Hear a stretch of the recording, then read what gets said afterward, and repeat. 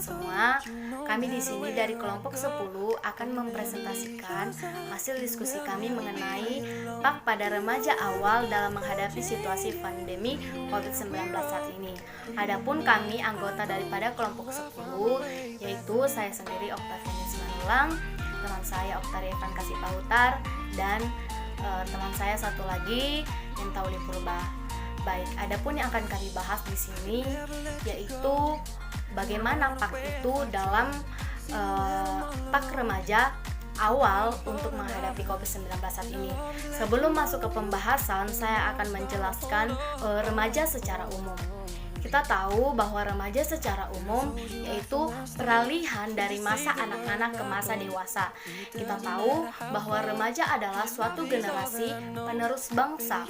Remaja awal yaitu berada pada masa rentan usia 10 sampai 15 tahun. Remaja awal adalah masa di mana seseorang mengalami perubahan baik dari segi fisik maupun mental yang merupakan masa peralihan dari masa anak-anak tersebut menuju ke masa remaja. Baik, saya akan menjelaskan apa sih itu pandemi. Pandemi pada umumnya ada 3 level. Penyakit antara lain endemi, epidemi, dan pandemi. Endemi adalah suatu penyakit atau wabah yang terjadi yang mencakup wilayah tertentu. Epidemi adalah suatu wabah atau penyakit yang terjadi di lebih dari satu daerah atau wilayah, sedangkan pandemi adalah suatu penyakit atau wabah yang terjadi menyakup beberapa negara atau benua, bahkan dapat menyebar sampai ke seluruh dunia dengan infeksi yang tinggi. Baik, saya juga akan menjelaskan apa itu sebenarnya COVID-19 tersebut. COVID-19 adalah suatu penyakit yang diakibatkan oleh coronavirus yang sampai saat ini tidak dapat terdeteksi oleh manusia. COVID-19 yaitu suatu virus yang menyerang sistem pernapasan pada manusia. Sesuai dengan materi yang akan kelompok kami bahas di video kali ini, yaitu bagaimana PAK itu pada remaja awal dalam menghadapi situasi pandemi COVID-19 saat ini. Saya akan menyerahkan kepada teman saya, Saudari Oktari Evan Kasih Pautar, untuk menjelaskan apa saja strategi pembelajaran yang efektif atau yang cocok untuk digunakan pada masa COVID-19 saat ini. Di video ini saya membahas tentang unsur dasar dalam strategi pembelajaran dan metode pembelajaran. Di dalam strategi pembelajaran yang efektif, terdapat beberapa unsur strategi dasar antara lain. Yang pertama, menentukan spesifikasi dari kualifikasi perubahan tingkah laku. Tujuan selalu dijadikan sebagai pedoman dalam merancang dan melaksanakan pembelajaran.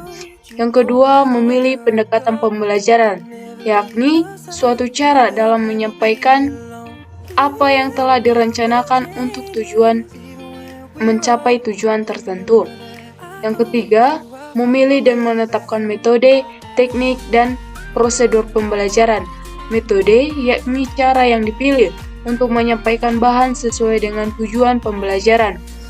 Teknik yaitu cara untuk melaksanakan metode dengan sarana penunjang pembelajaran yang telah ditentukan dengan memperhatikan kecepatan dan ketepatan belajar, yang kemudian merancang penilaian, remedial, dan pengayaan.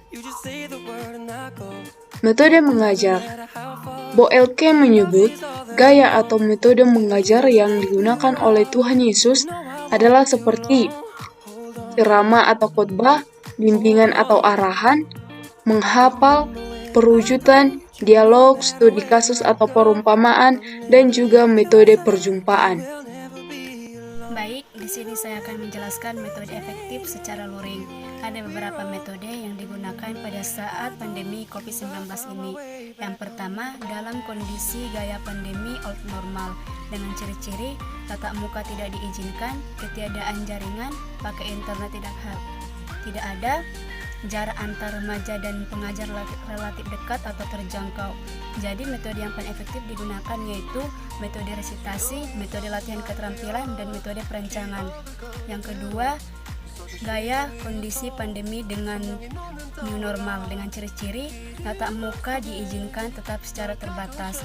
Oleh karena itu, protokol kesehatan semakin ketat. Dan para orang tua yang mengizinkan remaja untuk belajar secara tatap muka. Jadi metode yang efektif digunakan yaitu metode diskusi, metode ceramah, dan metode ceramah plus. Ada beberapa pemilihan metode mengajar yang harus diketahui dan dipahami oleh para pendidik, yaitu yang pertama, guru harus mampu mengupayakan tercapainya tujuan pendidikan.